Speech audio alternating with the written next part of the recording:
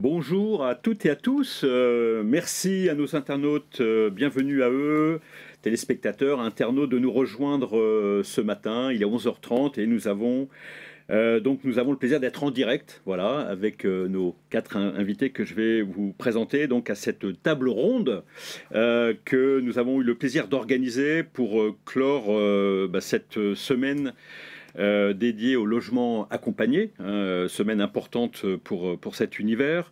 Petit point, avant de présenter nos quatre invités de la table ronde, vous pourrez donc poser des questions, il y a un chat, et évidemment nous aurons plaisir de prendre certaines de vos questions qui seront, j'espère, importantes et qui nous permettront également d'échanger sur ce sujet, puisque nous avons décidé de faire notamment un focus sur les résidences sociales, qui est une des typologies du logement accompagné. Alors, je vais vite me présenter. Benoît Barbedette, je suis journaliste pour Newstalk Cities, rédacteur en chef, et je remercie donc l'UNAFO d'avoir organisé donc cette table ronde avec vous. Alors, à ma droite, bonjour, Emmanuel Cos, donc président de l'USH, ancienne ministre, que tout le monde connaît très bien. Et merci Emmanuel d'être avec nous ce matin. En face de vous, donc Nadia Bouillet. Bonjour Nadia, bonjour. Directrice générale d'Action Logement. Acteur important, évidemment, si l'on est dans le monde du logement en France. À votre droite, Emmanuel, donc monsieur Sylvain Mathieu, délégué interministériel à la DIAL, donc l'hébergement et l'accès au logement. Bonjour monsieur bonjour. Mathieu. Et enfin, bonjour Bertrand de Clémy, président de l'UNAFO, donc l'Union professionnelle du logement accompagné, également acteur majeur et central. Et merci à vous de nous inviter, puisque nous avons le plaisir, c'est vous, grâce à vous, que nous sommes réunis autour de cette table, dans ce studio télé. Alors Bertrand, c'est vous qui allez nous dire un petit mot d'introduction et de bienvenue, puisque vous êtes la puissance invitante. Donc bonjour et bonjour à vous tous. La parole. Bonjour à tous, oui, merci. Écoutez, je commencerai par vous dire toute la satisfaction d'être si bien entouré. Et donc je vous adresse, Nadia, Emmanuel et Sylvain, tous mes remerciements d'avoir accepté de participer à cette table ronde de clôture de notre semaine du logement accompagné. Logement accompagné qui, je le sais, fait que nous sommes ici tous réunis sur l'idée qu'effectivement nous lui reconnaissons l'utilité sociale.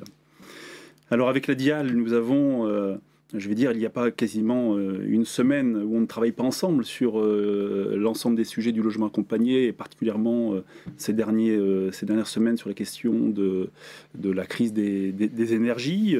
Je profite d'ailleurs de l'occasion pour souligner toute la qualité, la transparence, la confiance qui sont dans nos relations. Avec l'Union sociale pour l'habitat, évidemment que nous partageons une histoire et également un destin commun, puisque rappelons que la très grande majorité des résidences gérées par les gestionnaires de logements accompagnés, bien plus de la moitié des résidences est propriété de bailleurs sociaux.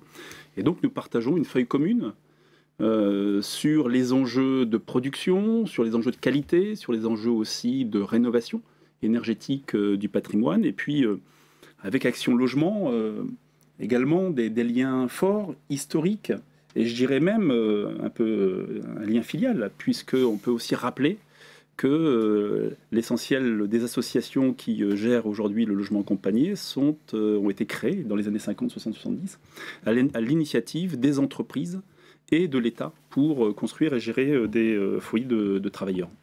Voilà, donc bien entouré, je vous remercie. Et donc nous pouvons maintenant pleinement nous intéresser à la question des résidences sociales. Merci Bertrand. Alors pour clarifier et pour donner un fil conducteur à cette heure que nous allons passer ensemble, jusqu'à 12h30, nous avons prévu donc 3 temps forts. Le premier temps, c'est de faire un retour sur les objectifs et le bilan de la feuille de route 2021-2022. Concernant les résidences sociales, donc bilan et objectifs. Il y aura un deuxième temps fort sur les conditions de la réussite du développement de ces résidences sociales, où on parlera de fonctionnement mais aussi d'investissement, puisque les deux évidemment sont importants.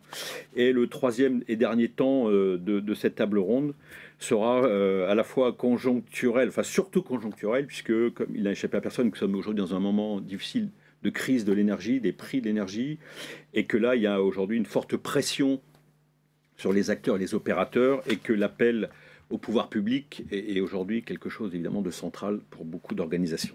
Voilà, donc ces trois grands moments vont organiser nos échanges. Après cette introduction faite donc par Bertrand, Madame Emmanuelle Cos, peut-être un mot. Alors, quel est le rôle finalement? Bertrand l'a un petit peu précisé, mais quel est le rôle aujourd'hui de l'USH et quelle est votre vision aujourd'hui à la fois du logement accompagné et plus spécifiquement des résidences sociales? Alors la première chose, évidemment, dire que je suis ravie d'être là aujourd'hui. Ça a été dit à l'instant par Bertrand de Clémy, mais il est très clair que dans le logement social, en fait, le logement accompagné est une part importante de notre histoire et puis de notre actualité. Et c'est vrai qu'il faut déjà comprendre qu'une grande partie du logement accompagné est aujourd'hui détenue, donc est propriété de bailleurs HLM. Hein.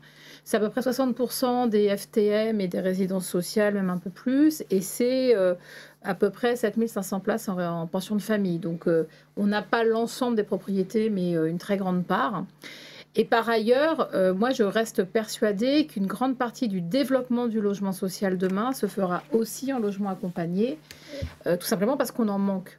L'avantage du logement accompagné, c'est qu'il s'adresse à des publics qui ont des difficultés, parfois très différentes, que c'est donc du logement où c'est pas simplement du logement, il y a du travail social, il y a de l'accompagnement, et c'est ce qui nous permet en fait de faire mieux auprès des publics qui aujourd'hui sont parfois hébergés déjà chez nous, hein, sont logés, mais en fait ne bénéficient pas de prise en charge correcte. Et c'est vrai, alors j'essaie de convaincre les pouvoirs publics, et c'est pas tant Sylvain Mathieu qu'il faut convaincre que derrière les financements. Moi, je crois beaucoup, notamment pour répondre à des enjeux de surcharge dans l'hébergement d'urgence. Je crois beaucoup au développement, évidemment, des pensions de famille, mais je pense que là, on est en train de prendre un bon rythme. Enfin, en tout cas, j'espère que ça ne s'est pas ralenti, mais notamment sur les pensions de famille, les résidences autonomie. Il faut qu'on modernise notre approche sur les publics jeunes, et notamment ce mélange de ces jeunes qui sont parfois salariés, parfois étudiants, parfois les deux, et souvent, très souvent, surtout précaires. Et en tout cas, moi, je suis certaine que ça va être une de nos réponses à venir. Après, j'ai eu à cœur depuis 2 ans, en fait, qu'on rapproche beaucoup l'UNAFO et l'UNSOL pour l'habitat. D'ailleurs, maintenant, on porte des actions de lobbying ensemble, alors sur l'énergie par exemple, mais au-delà de ça. Parce qu'évidemment, on n'a pas la même position entre propriétaires et gestionnaires, mais je pense que quand même, il faut qu'on soit pas simplement dans une interface contractuelle, qu'on soit vraiment justement dans une ambition partagée sur les besoins, sur la capacité à faire passer nos projets. Et donc, c'était aussi l'idée de rapprocher nos deux fédérations pour qu'aussi les pouvoirs publics comprennent qu'on veut que le logement accompagné soit vraiment dans les grandes ambitions du logement social demain. Et cette semaine était bienvenue finalement pour faire passer ces messages. Évidemment, alors je pense qu'elle est aussi bienvenue parce que pendant la semaine du logement accompagné, on ouvre beaucoup de nos résidences et ça permet à des élus qui ont beaucoup de mal à comprendre de quoi on parle, de toucher au plus près la nature du logement accompagné. Peut-être qu'il faudrait qu'on emmène aussi plus les services déconcentrés de l'État dans nos résidences de logement accompagné, parce que parfois j'ai du mal à convaincre. Beaucoup de territoires où on raisonne en termes de pourcentage de logements sociaux pour savoir si on a besoin ou pas. Il y a des endroits où il y a déjà 50% de logements sociaux, mais il n'y a parfois pas une place de logement accompagné. Et c'est ça, moi, que j'essaie aussi d'expliquer, c'est que la question n'est pas tant de savoir le nombre de logements. C'est est-ce qu'à un moment, on a une offre qui permet d'accompagner, par exemple, des publics très précarisés qu'on veut insérer par le logement et qui donc, on a besoin de dispositifs spécifiques. Donc cette semaine, elle est très importante pour cela parce qu'elle permet vraiment, à mon avis, d'avoir un éclairage particulier. Après, au-delà de la semaine, ce qu'il nous faut surtout, c'est qu'on ait un niveau d'ampleur de production de nouveaux programmes qu'on n'a pas encore aujourd'hui, y compris moi-même et je pense que Nadia le voit aussi.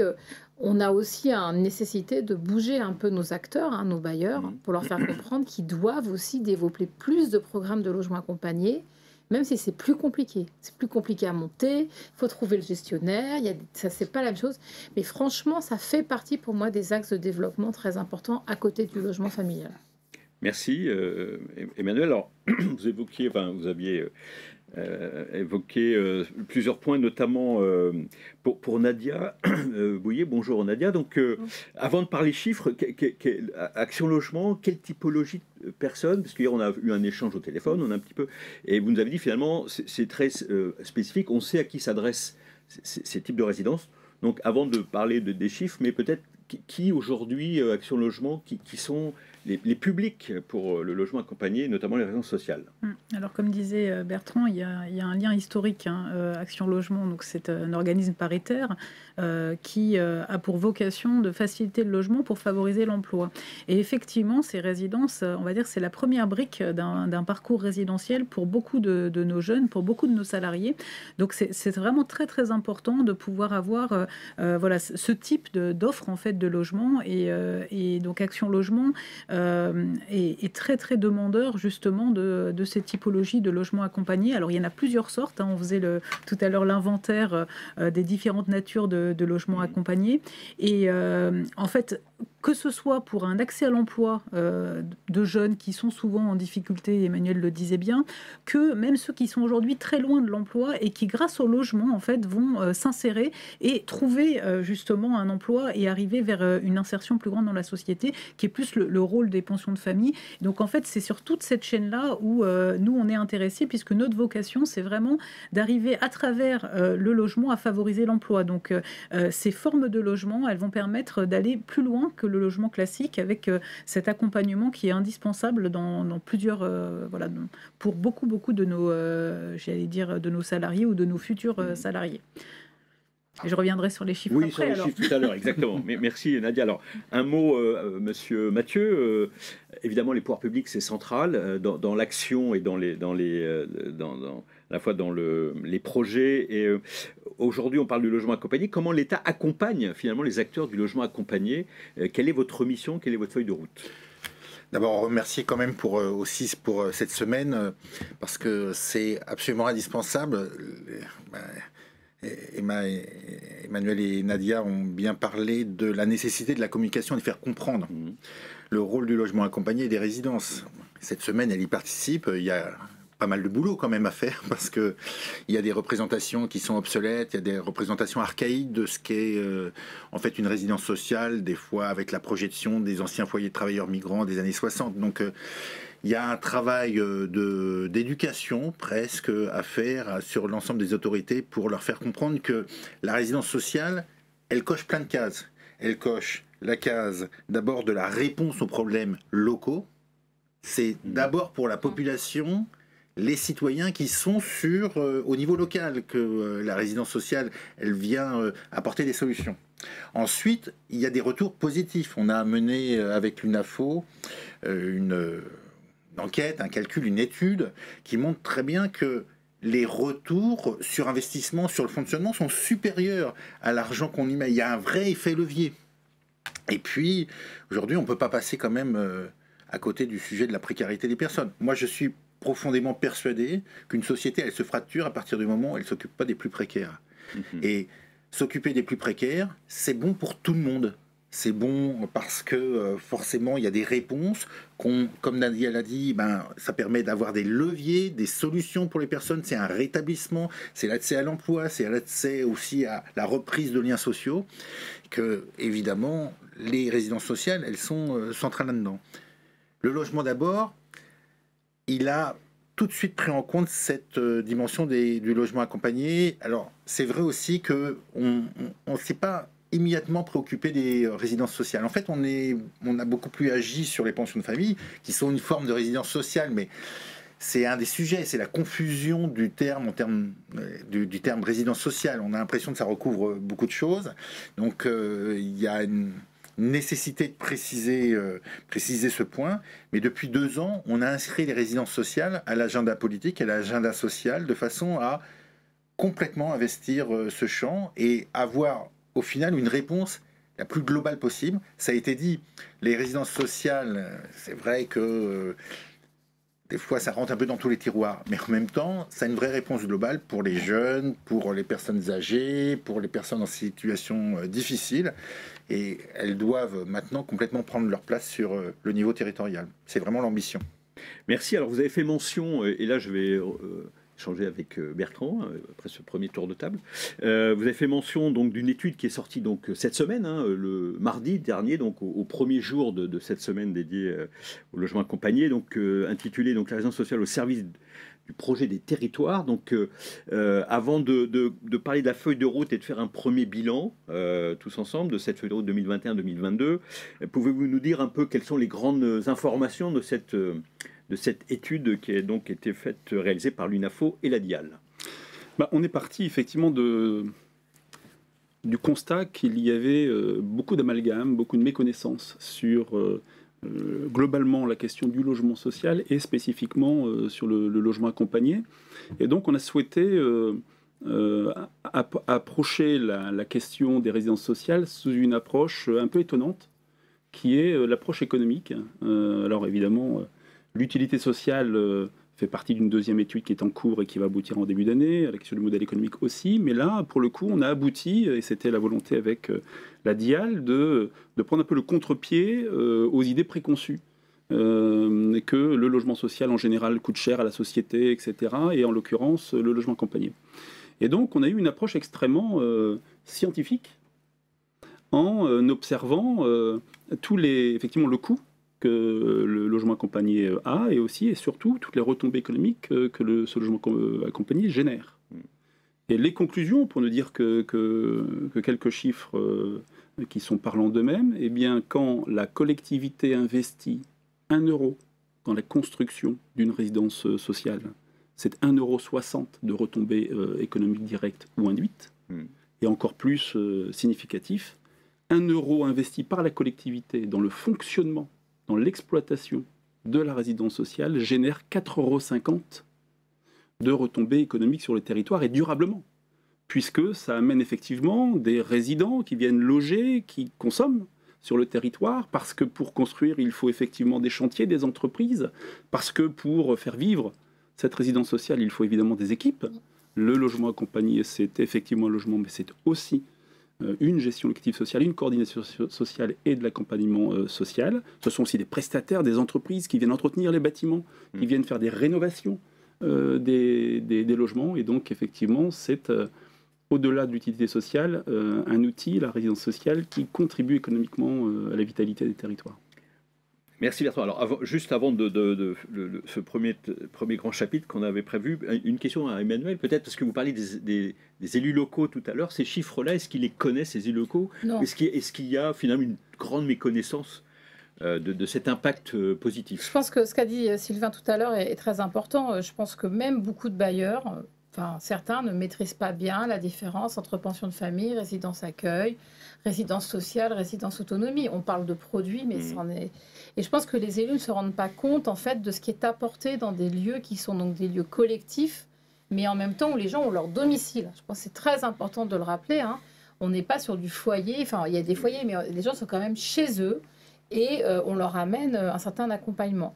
Donc non, je pense que justement, on a encore beaucoup de travail à faire, et y compris pour expliquer aux élus que justement, dans le logement accompagné, comme on permet d'amener en même temps la prestation logement et la prestation d'accompagnement social, et qui va au-delà de ça d'ailleurs, parce que c'est aussi l'aide à mieux vivre dans son quartier, à s'insérer localement. Je pense qu'on amène à partir d'un seul lieu en fait deux services, et y compris pour les collectivités, avoir ce type de structure, c'est aussi l'assurance en fait qu'il y a des publics qui sont soutenus dans leur territoire. Il y a des villes qui ne sont pas capables d'accompagner leurs publics les plus précarisés. La résidence sociale, elle le fait. Elle accueille des jeunes qui prennent un nouveau boulot, qui connaissent personne dans une ville. Elle accueille des personnes qui sont en situation de handicap, d'autres qui sortent de la rue, il faut quand même le dire. Parce que malgré tout, c'est quand même ça aussi, hein, dans une partie du logement accompagné, mais c'est pas que ça. On n'a pas que ces publics-là. Et puis après, bon... Ce que les élus connaissent mieux, et pas toujours pour les bonnes raisons d'ailleurs, c'est les foyers de travailleurs migrants, puisque c'est quand même important, hein, c'est une part importante des résidences sociales, puisqu'on les transforme aujourd'hui en résidences sociales, et c'est heureux.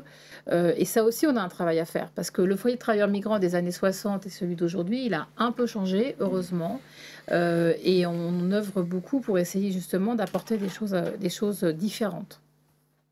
Merci. Alors, avant, on a évoqué tout à l'heure, vous avez évoqué une feuille de route. Il y a eu une feuille de route 2021-2022. Il peut considérer qu'il est temps de faire un premier bilan de cette feuille de route, n'est-ce pas Bertrand? Et aussi pour le développement des résidences sociales, et aussi de rappeler quels étaient les objectifs.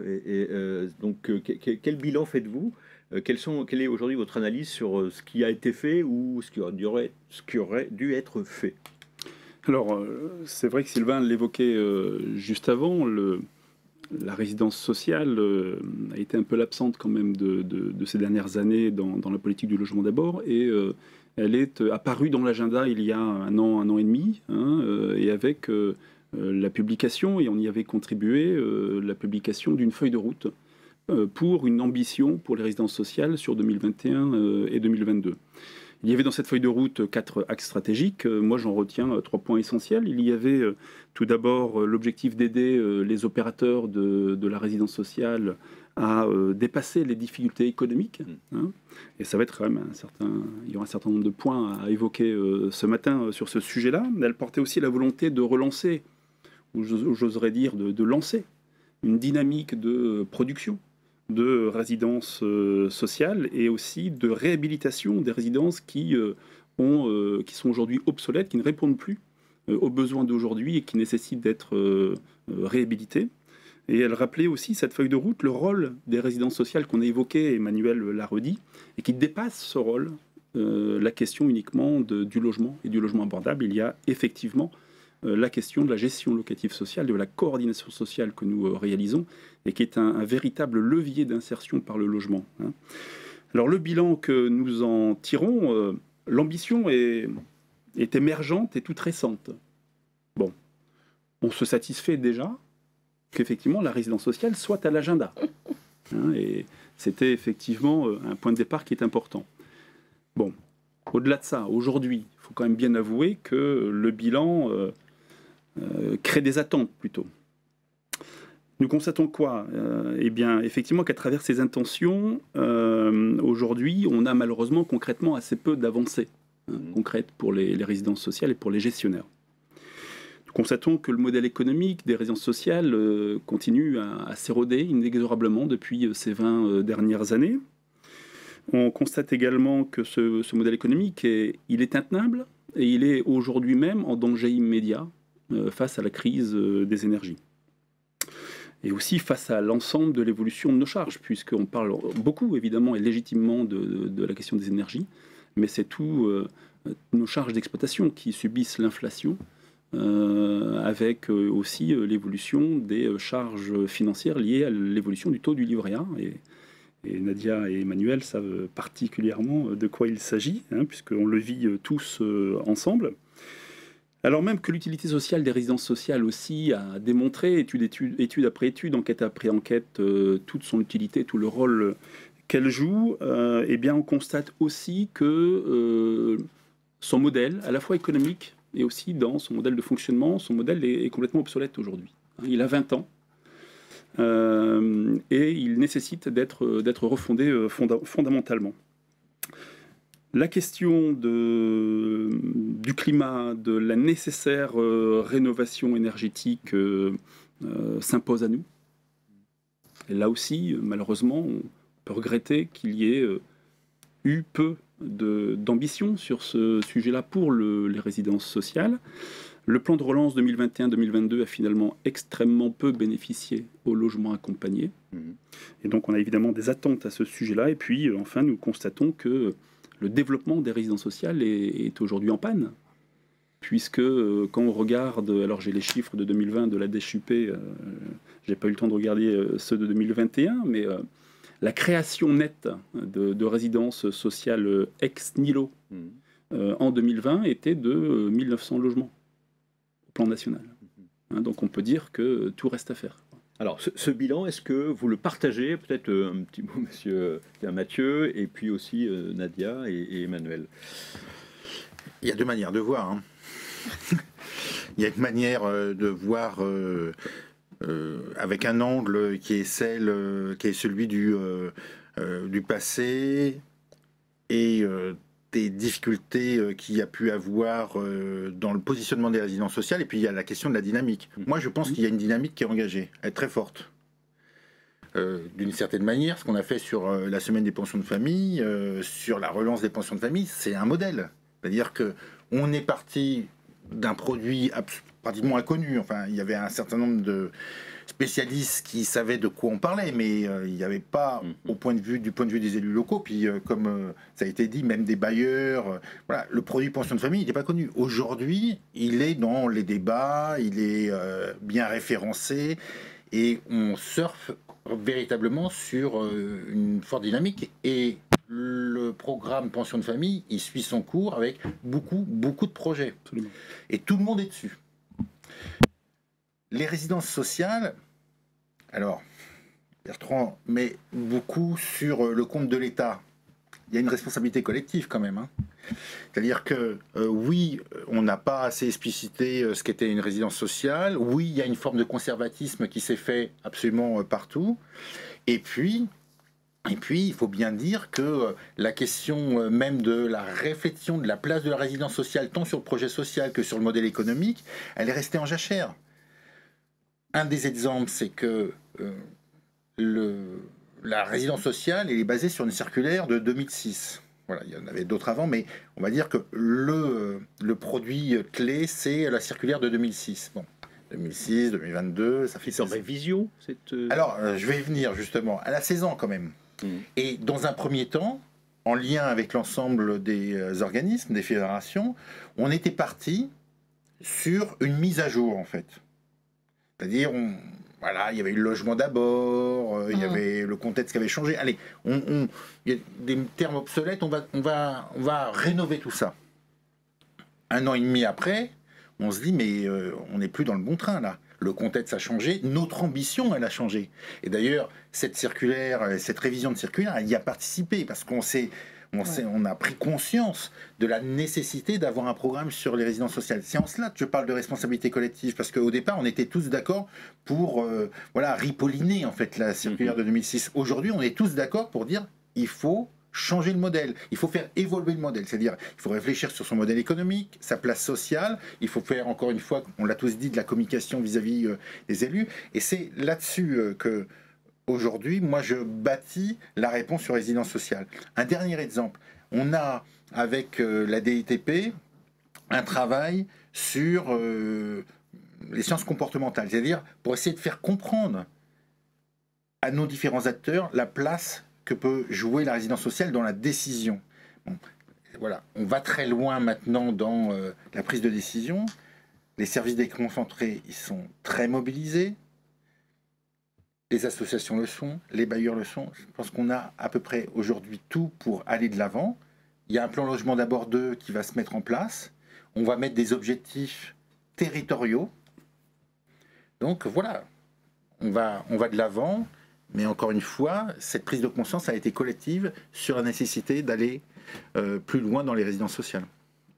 Alors, juste un mot, donc elle est en cours de, elle n'est pas en révision, elle est complètement, cette circulaire dont tout le monde, qui est attendue, elle est en train d'être réécrite. Une nouvelle circulaire étant... Nous avons eu récemment une petite réunion tout à fait très constructive, où on s'est dit les choses. Et justement, où le fait que le produit auquel on avait abouti, il n'était pas satisfaisant, qu'il fallait reprendre fallait tout reprendre. Donc, clairement, moi, je ne souhaite pas qu'on sorte le produit qu'on avait réalisé sur la révision de la circulaire 2006, parce qu'on va être ridicule collectivement, et ça ne correspond pas à ce qu'on veut. Voilà. Mais on va poser des ambitions politiques claires sur la place de la résidence sociale, sur le nombre de résidences sociales qu'on veut faire dans l'avenir, et ensuite, on va, dans un deuxième temps, poser l'ensemble des normes qui doivent accompagner ces réalisations. Mais d'abord, l'ambition politique, l'ambition sociale. Alors, avant de continuer sur le bilan, et Nadia, je regarde les questions qui arrivent par... vous les voyez nous, oui, je les vois. Il y en a 2. Le logement accompagné en milieu rural. On ne parle pas que des villes ou des zones urbaines, mais il y a aussi un sujet. Donc, peut-être un point. Et la deuxième question, quid de l'accueil des familles monoparentales, voilà, qui sont deux cas de... Alors, zone rurale et les familles monoparentales dans le logement accompagné. Alors moi, je veux bien juste apporter peut-être un témoignage. Déjà, je confirme qu'il y a quand même une dynamique qui est lancée. Je confirme aussi que nos opérateurs ils sont engagés là-dedans. Et du côté d'Action Logement, donc on a vraiment deux actions principales. Une qui est de construire avec nos filiales immobilières, puis l'autre qui est le financement pour justement réserver des logements pour les salariés du côté d'ALS. Du côté de la construction, on a des filiales qui sont spécialisées aujourd'hui dans ces logements accompagnés, que ce soit 3F Résidence, Séquence Solidarité, Cité Jardin aussi à Toulouse. Donc en fait, on a des personnes qui sont vraiment spécialisées dans le montage d'opérations et effectivement le constat est vraiment partagé qu'il va falloir remettre à plat aussi le modèle économique. Mais avant tout ça, se dire pour qui on travaille. Et là, quand on parle du milieu rural, je vais vous donner un exemple de résidence sociale qui a été inaugurée cet été à Saint-Aignan. Donc à Saint-Aignan, c'est là où il y a le zoo de Beauval. Et en fait, comment est né ce projet? Alors, il est né. C'est vers Rouen, ça. Non. C'est dans le centre. C'est en centre Val-de-Loire. Donc en fait, voilà, il est né de la demande d'une entreprise cotisante, le zoo de Beauval, auprès d'Action Logement, en disant je n'arrive pas à loger mes saisonniers. Comment vous pouvez m'aider? Et effectivement, on a regardé, c'est pas du tout évident. Il n'y a pas une offre de logement dans ce milieu qui est quand même assez rural, qui est suffisante pour les quand même 500 saisonniers, mais surtout on a élargi la réflexion et juste à côté il y a tous les châteaux de la Loire qui avaient exactement les mêmes problématiques. Et donc là, 3F Résidence a construit une résidence sociale de 90 logements qui va héberger des saisonniers, mais qui va héberger le reste de l'année. Ça peut être des alternants ou des salariés en fait, et ça permet de répondre. Et en complément, on a monté, financé plutôt une agence immobilière à vocation sociale qui va aller compléter cette offre de la résidence sociale auprès de chambres chez l'habitant, auprès d'autres logements de colocation. Donc en fait, je dirais ce besoin de logement accompagné, il existe aussi dans ces milieux ruraux parce que les besoins, ils existent. Donc il faut bien repartir des besoins finalement pour qui on va les construire. On a fait ça dans le passé. Là, c'est peut-être le moment de se dire aujourd'hui, cette question des saisonniers en milieu rural, elle se pose. En montagne aussi. On n'a pas trouvé le bon levier dans ces secteurs-là. On y arrive pour les saisonniers sur les bords de mer parce qu'on arrive à alterner, on va dire, des étudiants alternants pendant l'année et puis des saisonniers pendant l'été. Voilà. À la montagne, on n'a pas trouvé, mais ce modèle de logement, en fait, il est intéressant parce qu'il y a besoin d'accompagnement dans ces logements-là. Et alors, pour vous dire aussi sur la dynamique, dans le cadre de l'accompagnement du plan de relance et de la convention qu'on avait signée avec l'État en février 2021, il y a eu un abondement aussi de crédits d'Action Logement Service sur ces résidences et il y a 33 résidences sociales qui ont été financées. Certes, c'est peut-être pas énorme, mais en 2021, avec un peu plus de 1200 places, donc c'est pas exhaustif, mais on voit bien qu'il y a quand même des projets qui sortent et en tout cas que nous, on accompagne parce que c'est derrière des publics qui sont en demande de ce type de logement. Donc, c'est bien de pouvoir dessiner cette feuille de route et effectivement de bien distinguer cette partie investissement, la partie gestion locative et puis la partie accompagnement social qui n'est pas la même finalement en fonction des projets sociaux qu'on a. Et c'est ça qui est super aussi dans ces résidences, c'est ce côté à la carte.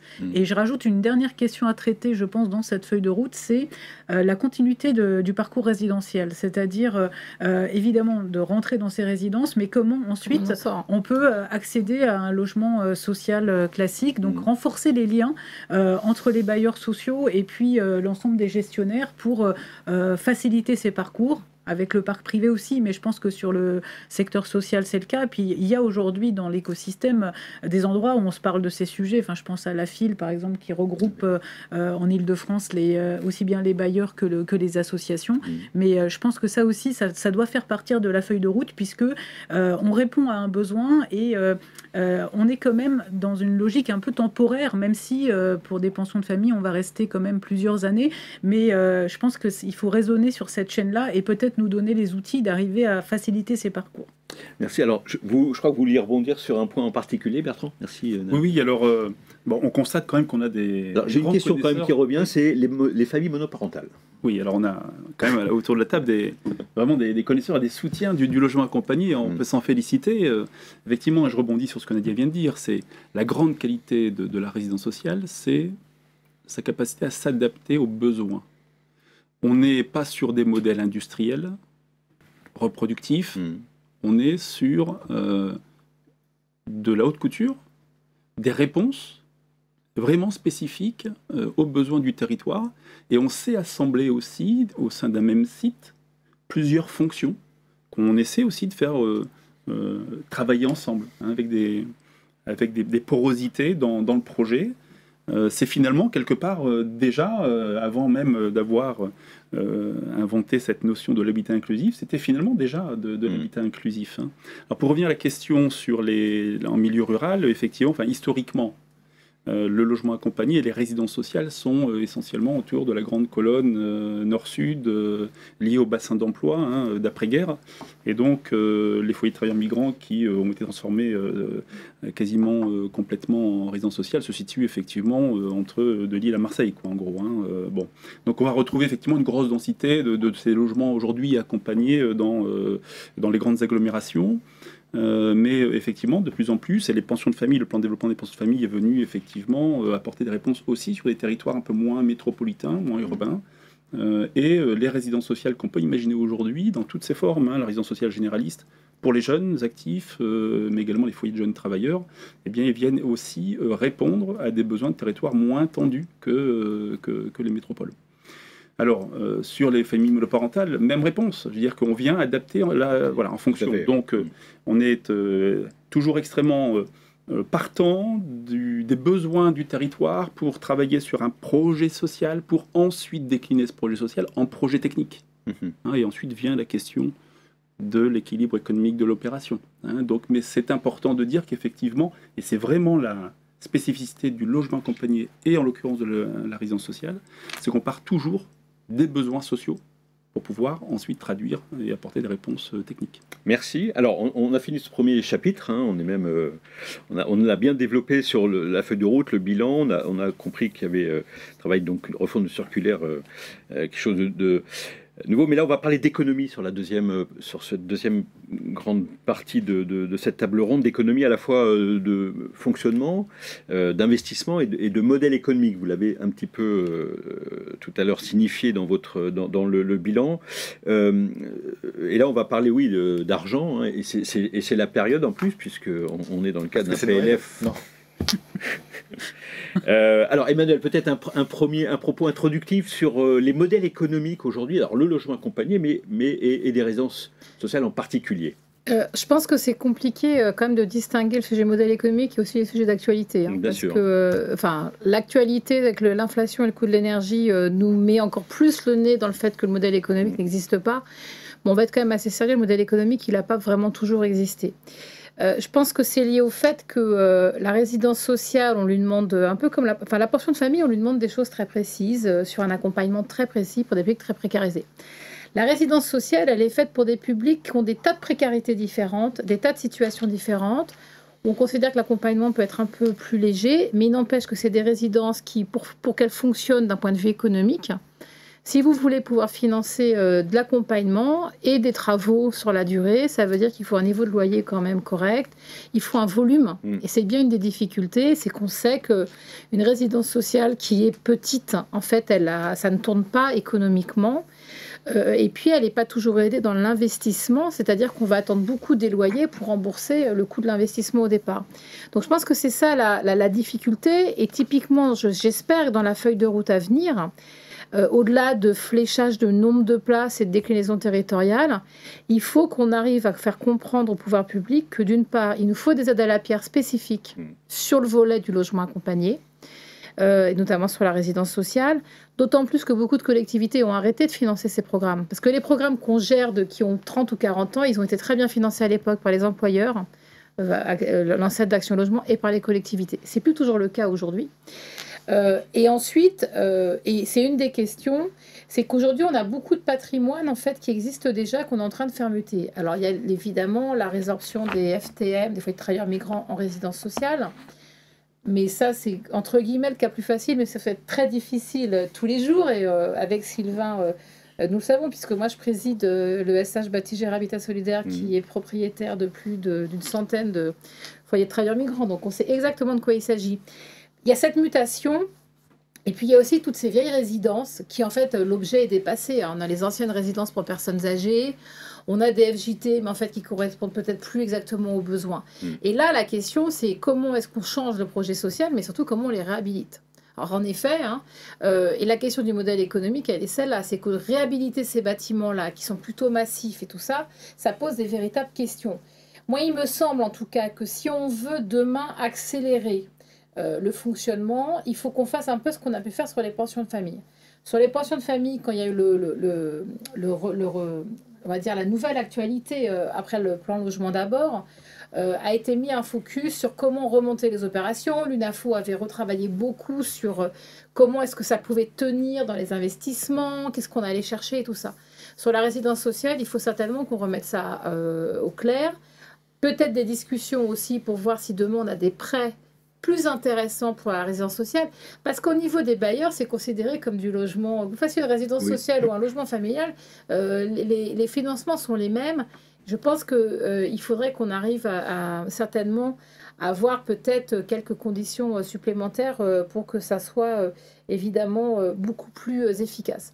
Il faut aussi, surtout, qu'on se protège un peu plus pour ce logement accompagné des hausses du livret A. Alors, je ne veux pas rentrer dans la technicité, mais en fait, l'impact de la hausse du livret A sur le logement accompagné sur ces résidences, et en fait, ça nous met beaucoup plus en difficulté que sur du logement familial où en fait, on a une masse beaucoup plus forte sur lesquelles on arrive à mieux faire le dos rond dans les périodes compliquées. Et ça c'est évidemment une des difficultés. Mais par ailleurs, quand on dit que le modèle économique n'existe pas, c'est que je ne crois pas qu'on puisse dissocier le modèle économique de l'investissement et celui du fonctionnement. Par exemple, les résidences autonomie, qui sont plutôt donc pour des personnes âgées, du loyer social, c'est quand même donc une offre sociale qui concurrence les résidences très chères des acteurs privés. Le modèle économique, en fait, il n'existe pas pour le gestionnaire. Et donc le bailleur, quand il lance une résidence autonomie, il sait que le gestionnaire il est à perte, que donc le bailleur ne pourra jamais lui demander la redevance qu'il devrait lui redemander. Donc, et on le fait quand même. On sait tous en fait qu'on lance des résidences dont on est ultra fier, y compris en milieu rural, et on sait économiquement qu'elles ne tiennent pas. Il faut peut-être qu'on arrive à trouver ce langage de vérité avec l'État dans le cadre de la refonte de la circulaire peut-être, pour justement remettre à plat ces modèles économiques, qu'au moins on ait la certitude que quand on lance un programme de logement, il n'est pas endetté pour toute sa vie. Bien sûr. Parce que quand on fait du logement familial, on sait qu'on n'est pas endetté. Et je pense que ça explique aussi un des freins de certains bailleurs qui, maîtrisant mal en fait ce risque et la connaissance de ce produit, puisque c'en est un, en fait, n'osent pas accompagner des associations gestionnaires sur des nouveaux programmes. Ça explique aussi la frilosité sur la programmation et le nombre d'agréments. Bertrand, vous partagez ce constat, j'imagine? Bien sûr, bien sûr, bien sûr. Enfin, la question du modèle économique, elle se pose à très court terme et à court terme pour les résidences sociales.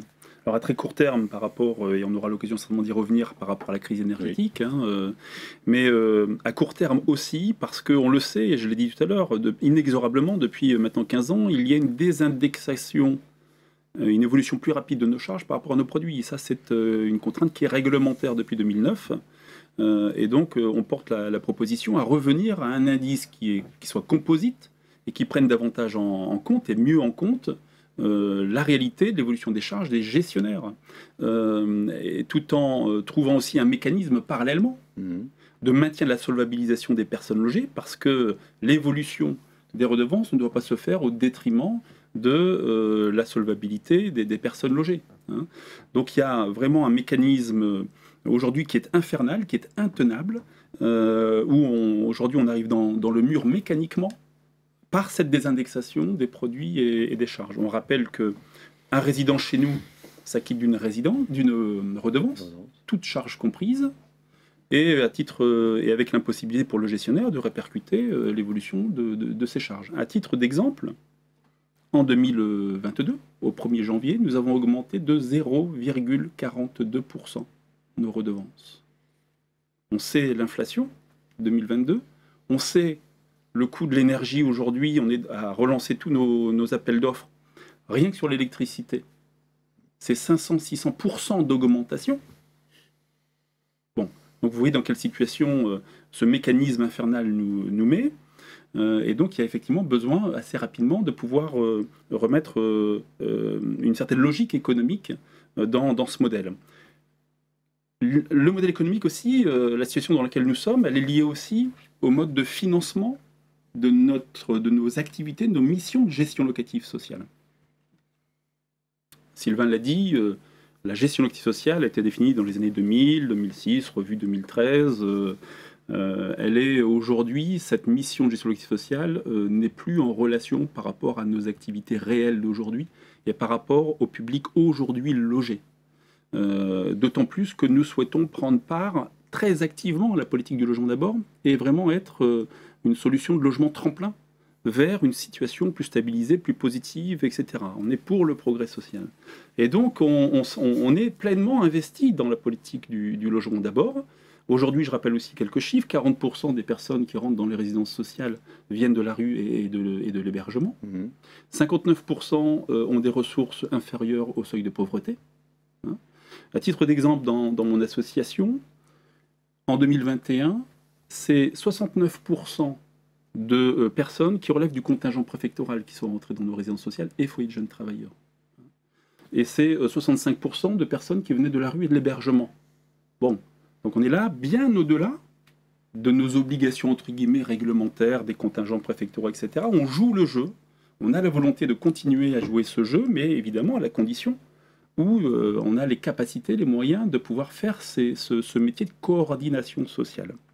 Là aussi, attention, la coordination sociale, ce n'est pas de l'accompagnement social individuel, il y a un grand travail aussi, ça rejoint ce que disait tout à l'heure Sylvain, de clarté, de transparence, de remise à plat de ce que l'on fait, ce que l'on doit faire, ne pas faire, d'autres doivent le faire, on n'a pas à se substituer au droit commun, il y a donc un gros travail de refondation avant même de rediscuter des modalités pratiques. Voilà, donc... Oui, alors peut-être avant de...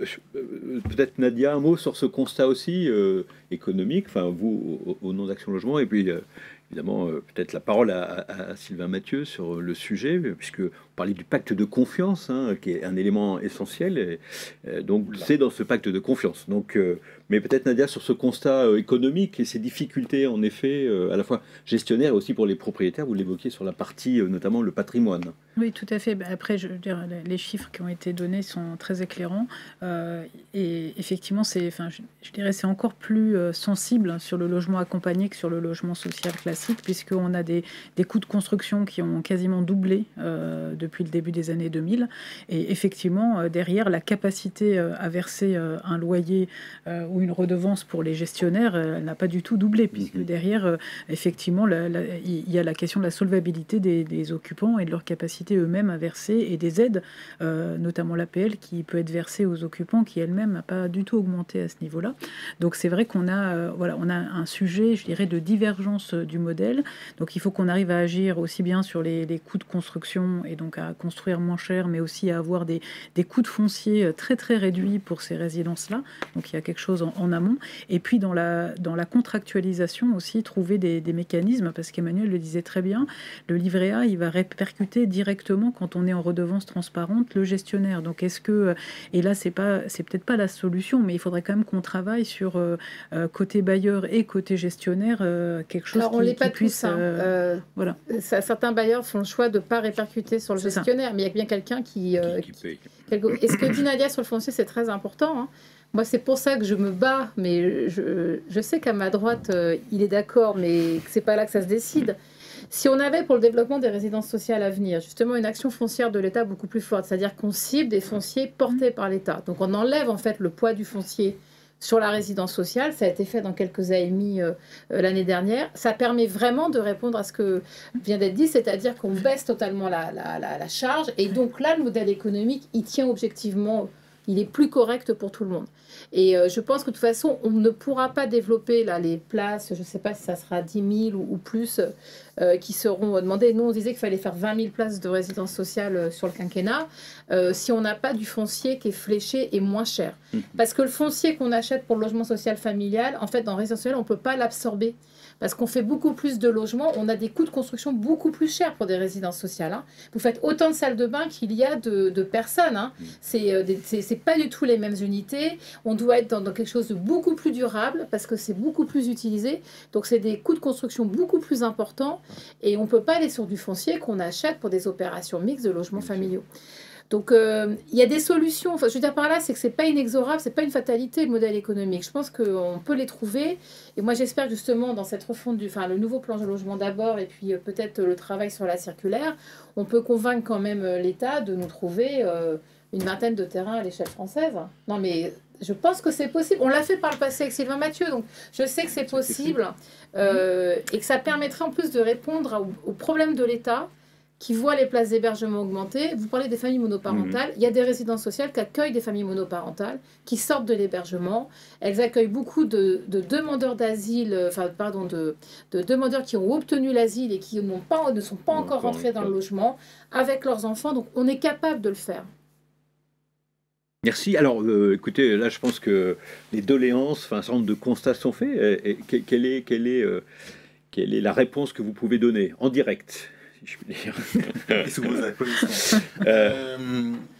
Alors, premièrement, la question du modèle économique, elle se pose depuis longtemps, puisque notamment lorsque a été lancé le plan sur les pensions de famille, qui a été lancé aussi par ma voisine au départ, repris dans le logement d'abord avec des objectifs augmentés, eh bien, on s'est affronté à beaucoup de demandes qui tordait le modèle pension de famille pour correspondre à une résidence sociale. Parce que comme c'est bien financé en termes de fonctionnement, tout le monde s'est précipité là-dessus. Et alors que la pension de famille, c'est pour des isolés, avec un profil particulier, eh bien, on nous a proposé énormément de pensions de famille pour des familles. Ou des jeunes. Ou des jeunes. Ou des familles monoparentales. Tout a été essayé. Et nous, on a été extrêmement ferme sur le sujet en refusant à chaque fois de tourner le modèle parce que on voulait affronter directement le sujet du modèle économique. Et on a craint, au-delà du fait qu'on cassait une dynamique pension de famille, on a craint surtout que tout ça passe sous le tapis et qu'on ne regarde pas objectivement, clairement, la question du modèle économique, tant en investissement qu'en fonctionnement. Alors, on a fait un certain nombre de choses. On a d'abord augmenté la GLS, puisqu'elle était écrêtée chaque année malgré l'autorisation parlementaire. Donc, on est en train de retrouver le bon niveau. Comme je l'ai dit tout à l'heure, dans le cadre de la feuille de route, notre objectif, il va falloir les sous, hein, mais c'est la négociation interne à l'État. Mais notre objectif, c'est bien d'augmenter cette AGLS, quel que soit le nom d'ailleurs qu'elle portera, de façon à développer un modèle qui prend en compte complètement le social. Parce que la GLS, elle dit bien son nom, c'est une aide à la gestion locative sociale. C'est-à-dire il y a un peu plus de travail à faire compte tenu du public, mais il faut maintenant aller jusqu'au bout. Il faut dire qu'il y a un travail social à faire et qu'il doit être réalisé. Et tout ça a un coût et il faut le couvrir. Bon, donc on va clairement augmenter, en tout cas ce sont les propositions à ce stade de la DIA, on va clairement augmenter ce niveau d'AGLS.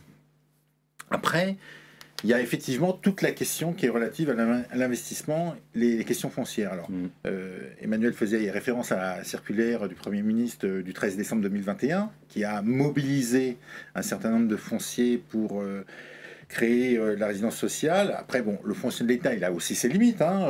Au bout d'un moment, il s'épuise. Il y a des questions économiques qui se posent. Bon, il faut aussi que les collectivités territoriales, elles aillent dessus. On ne va pas refaire ce qu'on disait tout à l'heure sur le travail de communication et de persuasion, mais c'est absolument indispensable. Ensuite, il y a, moi je suis très sensible à cette question de surcoût dans la réalisation des résidences sociales. Je pense qu'on a travaillé un peu sur le PLAI adapté, c'est-à-dire au départ c'était compliqué, on l'a simplifié, on l'a déplafonné. C'est sans doute une piste, il faut regarder, on en discutait avant cette table ronde, il faut sans doute régler encore un certain nombre de choses pour que ça soit plus efficace, que ça s'applique à l'ensemble des résidences sociales. Mais en tout cas, il faut augmenter l'aide aux résidences sociales. Et c'est à la fois normal et d'après moi, c'est de l'investissement. c'est du vrai investissement Oui, pour le réaliser, mais c'est aussi de l'investissement social. Donc on va défendre ce genre de choses. Et c'est pour ça que, parce qu'en même temps, on va commencer à discuter au Fonds national des aides à la pierre des programmations 2023, et je pense qu'il faut que maintenant on arrive à mettre enfin, cette idée du modèle économique sur deux volets. Il y a la question des prêts, de ce qu'on peut discuter avec la Caisse des dépôts, et il y a la question notamment de ces aides à la pierre. Est-ce qu'elles sont majorées? Parce qu'y compris faire une résidence sociale en zone C, c'est-à-dire là où c'est moins le financé, d'un seul coup, vous posez une équation terrible pour le bailleur et pour la collectivité et pour l'État. Il y a plein d'endroits où l'État nous soutient pour faire des programmes. Donc je pense qu'en effet, la question, elle se pose comme ça. Bon, après, c'est un débat plus global sur les aides à la pierre, mais ce qu'on a quand même vu sur la rénovation des logements, alors dans le plan de relance quand même, c'est vrai qu'il n'y a pas eu beaucoup de résidences sociales qui ont été. Mais moi, par exemple, j'y suis allée pour plusieurs de mes résidences. Sans le plan de relance, je ne les faisais pas. Je ne faisais pas la rénovation. Après, j'ai pris l'opportunité. Mes équipes ont travaillé. On a avancé de 4 ans un programme de réhabilitation parce qu'on y avait droit. Et donc, on voit bien quand même que pour tenir un peu le plan résidence sociale que le gouvernement va annoncer, on ne pourra pas juste dire que c'est dans dans le grand tout. Dans le grand tout et qu'on fait avec enfin, tel qu'on fait aujourd'hui. On n'y arrivera pas. Sur le fonctionnement, je voudrais juste un mot. Oui. Sur le fonctionnement, bon, Bertrand le sait, j'étais, quand il n'y avait pas d'inflation et pas les problèmes d'énergie, plutôt hostile à la révision du calcul de la redevance pour des raisons de charges qui portaient, de redevance en fait, de charges qui portaient sur les résidents. Aujourd'hui, je pense qu'on est au bout du modèle et qu'on voit bien dans la manière de couvrir les frais d'énergie, on a tous une migraine épouvantable parce que c'est très compliqué, mais il faut qu'on calcule différemment la redevance. Ça, pour moi, c'est sûr et certain, il va falloir travailler, il va falloir le faire. Il y a une question sur la rénovation énergétique quand même. On demande aux services déconcentrés, mais aux fédérations et aux différents bailleurs, de nous faire remonter les besoins. Parce qu'on a à peu près 180 000 places dans le logement accompagné en termes de résidence sociale au sens large. Il y en a beaucoup qui sont assez âgés. Bon. Donc là, il va falloir regarder tout ça. Ça veut dire que la rénovation énergétique, il faut regarder les besoins et ensuite pouvoir mettre en face les aides nécessaires pour que ça se réalise. Il y a la question de l'inflation. Moi, je ne suis pas économiste, donc je ne peux pas dire si l'inflation va s'installer durablement ou pas. Mais toujours est-il qu'on est ensemble pour regarder l'impact qu'il y a sur l'inflation. Il y a eu des mesures qui ont été prises à travers le Ségur pour les travailleurs sociaux. Il y a des modalités, notamment de plafond pour les redevances au niveau des bailleurs. Mais l'inflation, elle joue de manière très forte. Donc, en ce moment, on est en train de faire des calculs pour voir comment tout ça pourrait être chiffré et ce qui peut être mis en place. Alors, oui, vous souhaitiez, Bertrand? Oui. Alors, sur la question des investissements à la fois à la production et à la rénovation, il y a des enjeux qui sont évidemment extrêmement importants et qui impactent, en fonction du mode de financement, ça impacte évidemment, in fine, la capacité du gestionnaire à remplir sa mission. Au-delà de tout ce qui a déjà été dit, se pose quand même la question de l'équité territoriale. Pour être un opérateur, moi je suis directeur d'une association dans les Hauts-de-France, Arelli, et quand on monte une opération, qu'on est sollicité par une collectivité pour un projet, bien qu'on va persuader un élu que le territoire a besoin de nos services, on est vite confronté à une difficulté économique. On sait que sur certains bassins, on a capacité à investir et donc on va pouvoir réaliser le projet. Sur d'autres, malheureusement, alors même que les besoins, on parlait de besoins en territoire rural, etc., quand bien même les besoins seraient identifiés, malheureusement, nous sommes obligés de dire on n'y va pas parce qu'on n'arrivera jamais à équilibrer l'opération. C'est quand même assez dramatique. Donc on aurait besoin aussi, dans tous nos calculs qu'on va refaire dans le cadre de ce chantier de la refondation, de pouvoir aussi identifier une quotité de financement de subventions nécessaires, quel que soit le territoire. Je pense que c'est quand même un engagement républicain que nous avons à prendre, que effectivement, du nord au sud et de l'est à l'ouest, on puisse effectivement proposer le même service à nos concitoyens. La question aussi, effectivement, ça a été abordé, de l'obsolescence des bâtiments qui nécessitent des restructurations très lourdes. là, c'est évidemment des sujets que nous portons en commun avec l'Union sociale pour l'habitat, mais aussi avec Action Logement. C'est la question de la seconde vie, la question de la capacité, au bout de 40-50 ans, de pouvoir remobiliser du financement à neuf, avec une exonération de taxes foncières aussi. Et c'est extrêmement débloquant, cette situation, de pouvoir ressolliciter le PLAI pour des opérations qui ont fait complètement leur vie. Il y a des discussions sur la seconde vie. Oui, il y a des discussions, il faut vraiment qu'on puisse y aboutir, parce qu'on a un certain nombre d'opérations aujourd'hui qui sont montées et qui sont complètement bloquées. Je crois que l'opportunité de la refondation et de la résidence sociale est la bonne opportunité aussi pour être dans l'hygiène budgétaire. Oui, et là-dedans, parce qu'on connaît en fait de multiples porosités aujourd'hui. Alors ça se construit au fil du temps. L'histoire fait qu'on additionne les choses, on soustrait, et puis finalement, ce qui compte, c'est simplement ce qui arrive à la fin. Ouais. C'est important de pouvoir bien se réexpliquer les choses. Qui, quoi, finance quoi. Et comment. Et comment. Ouais. Alors, exactement. Et je terminerai là-dessus quand même. C'est important. L'investissement doit financer l'investissement. Les redevances des résidents doivent financer le fonctionnement, les charges de gestion du ça. Et on doit trouver les financements pour pouvoir réaliser nos missions d'utilité sociale. Tout ça doit être très clair, aligné, affiché, calculé. Et on ne peut pas vivre sans cesse de porosité. Aujourd'hui, la résidence sociale vit, malheureusement, grâce à la porosité, enfin survit encore aujourd'hui grâce à la porosité. C'est quand même aujourd'hui parce que nos missions de gestion locative sociale sont sous-financées. C'est comme une partie des redevances aujourd'hui qui financent cette gestion locative sociale, ce qui est comme un problème en soi, et voire même des fonds propres quand il en reste quelques-uns dans les associations qui financent cette gestion locative sociale. Donc c'est pas tenable. Un exemple, et je termine là-dessus. Besoin de redéfinir ce qu'est la gestion locative sociale. Redéfinir pour toutes les résidences sociales un socle commun d'activités qui serait pas loin de ressembler à ce qui était prévu dans la circulaire de 2013, avec une AGLS qui serait de droit pour tous les gestionnaires de résidences sociales.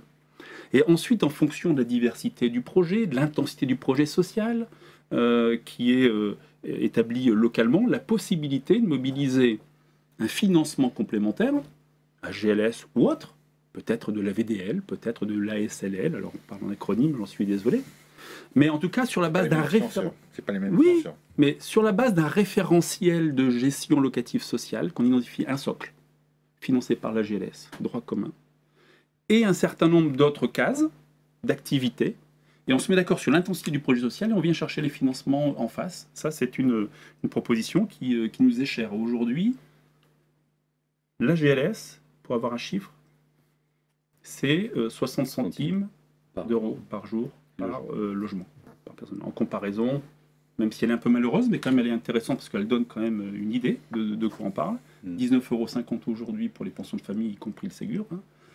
Et également une quarantaine d'euros en centre d'hébergement. C'est ça pour lui. Oui. Quarantaine d'euros en centre d'hébergement. Je le redis, la comparaison est malheureuse, mais elle est quand même utile pour éclairer les débats. Aujourd'hui, pour un titre d'exemple, pour 100 logements, la GLS finance 0,45 ETP. Dans notre association, nous mobilisons 1,62 ETP. Alors, il est 12h33, donc on a bien travaillé, je crois, et on n'est pas loin, on a une petite tolérance. Nadia, je vais y acquiescer, écouter avec, voilà, sur les propos de votre voisin de gauche. Peut-être pour rajouter une autre proposition dans ce plan de développement, c'est un grand plan de rénovation. Je pense que là, l'urgence énergétique et la hausse des charges imposent ça. Il y a des réhabilitations lourdes, mais il y a plus globalement un grand plan de rénovation à faire très très rapidement, et pas que les passoires thermiques financées par le plan de relance. Il faut aller vraiment sur toutes les catégories énergétiques avec des changements même énergétiques, des panneaux solaires, de la géothermie, des énergies décarbonées derrière. derrière. Et je pense que ça, c'est vraiment un travail collectif. Hein. C'est pas que le gestionnaire peut pas porter ça tout seul. Donc c'est un travail entre les bailleurs, le gestionnaire, l'État, pour vraiment travailler sur ce plan. Et je suis sûre qu'on a l'énergie et les compétences en fait, et la technologie aussi pour réussir ça. Et c'est pour le maintien de ce modèle, parce que ça ne passera pas avec la crise énergétique ces prochaines années. Donc moi j'appelle à ce plan, et puis nous on est volontaires, pour y contribuer, voilà. Okay. Et pour y participer. Emmanuel, sur le sujet de l'énergie, alors court, mais c'était quand même évidemment l'inflation qui a été évoquée, l'énergie je pense qu'on a tout dit. C'est simplement que là, les charges, quand vous avez des augmentations de 1100% de l'énergie, c'est tout. En fait, on n'y arrive pas. Ni le gestionnaire, ni le locataire demain, personne. Donc on travaille beaucoup avec l'UNAFO, on est en discussion avec les pouvoirs publics pour trouver des systèmes qui nous permettraient déjà de passer très clairement la saison de chauffe 2022-2023. Mais je rejoins ce que dit Nadia. Sur ces patrimoines-là, l'urgence, c'est qu'on sorte en fait de la dépendance aux énergies fossiles. Et donc, déjà qu'on consomme moins, donc ça veut dire qu'on réhabilite fortement. Et qu'en plus, on essaie d'avoir plus de renouvelables qui nous permettront en fait d'être beaucoup moins dépendants des prix extérieurs. Donc de décarboner en fait l'ensemble du patrimoine. Dans l'urgence, ce qu'il faut quand même, c'est qu'on ait des aides, parce que moi, je connais des gestionnaires qui ne savent pas comment ils vont passer l'hiver d'un point de vue économique, pour dire les choses très franchement. Et par ailleurs, les bailleurs, s'ils ne touchent pas leur redevance, ils ne vont pas y arriver non plus. Donc le problème, il est là, c'est qu'en fait, on est dans une difficulté forte. Je sais que l'État nous écoute, mais ils n'ont pas encore trouvé la solution, mais j'œuvre quotidiennement sur le sujet. Donc je ne désespère pas d'obtenir des choses à force de conviction et de demande. Dans les jours qui viennent, Non, j'en sais rien, mais de toute façon, c'est tellement insupportable pour tout le monde. Ouais. Moi, je suis angoissée tous les jours à cause de ça. Bon, en général, quand on fait du logement social, on se demande toujours comment on va faire, mais là, si quelqu'un doute du sujet, qu'il aille voir un seul locataire. Hein. On est tous confrontés à ça, tout le monde. Et les gens sont désemparés, et y compris nos locataires qui sont dans des résidences accompagnées, qui savent ils sont pas idiots, hein. Ils savent ce qui se passe autour, hein. Ils voient bien, ils parlent avec leurs responsables de structure, hein. Ils savent bien qu'il y a un sujet. Donc voilà, je pense qu'il faut absolument qu'on trouve des solutions, parce que oui, c'est extrêmement grave. Et la réalité, c'est que moi, j'ai peur d'associations qui se mettent en position d'impayé, voire de liquidation judiciaire, parce qu'elles n'arrivent pas à faire face. Alors, avant le mot de la fin, peut-être... Simplement, je confirme, effectivement, on a beaucoup d'échanges. Enfin, la situation est vraiment inédite. On en parlait aussi juste avant, avec Nadia, avant la table ronde. La situation est inédite. Enfin, élaborer aujourd'hui un budget 2023, c'est extrêmement hasardeux. Et donc, effectivement, il y a un vrai sujet qui nous préoccupe, on a effectivement la chance effectivement de pouvoir compter aussi quand même sur les services de la DIAL, vraiment très sincèrement sur ces sujets très pointus, très techniques, très exigeants, où on sait bien qu'effectivement il y a aussi un certain nombre d'administrations centrales, de ministères autour de la table, et donc il y a un travail de porter à connaissance, d'explication pédagogique, etc. Donc il y a un gros travail qui a été fait. On était encore la semaine dernière à Matignon pour travailler sur tous ces sujets-là. Mais effectivement là, les remontées que nous avons de nos adhérents, c'est qu'effectivement la quasi-totalité, et quelle que soit la taille, des adhérents, en l'état actuel des choses et des mesures annoncées, bouclier électrique, etc., c'est la quasi-totalité des structures qui sont dans le rouge. Hein. Donc alors après, en fonction des trésoreries, quand elles existent de certains ou certaines, après c'est une question de mois, voire d'années. Mais en tout cas, le secteur est effectivement en grand danger. Alors, Bertrand, l'idée c'était de terminer, à moins que quelqu'un vous souhaitiez... Bertrand, c'était de terminer par un mot, puisque la semaine se termine aujourd'hui. Hein, on est à la clôture de cette semaine donc dédiée au logement... aidé. Quel bilan vous tirez alors de la semaine, hormis ce constat qui est fait sur l'urgence et sur les difficultés de l'hiver 2022-2023, mais bon, cette semaine, est-ce que vous êtes un bilan positif? Est-ce que les messages sont pas, y compris à travers cette table ronde et tous les événements qui ont pu avoir lieu depuis mardi? Alors oui. Alors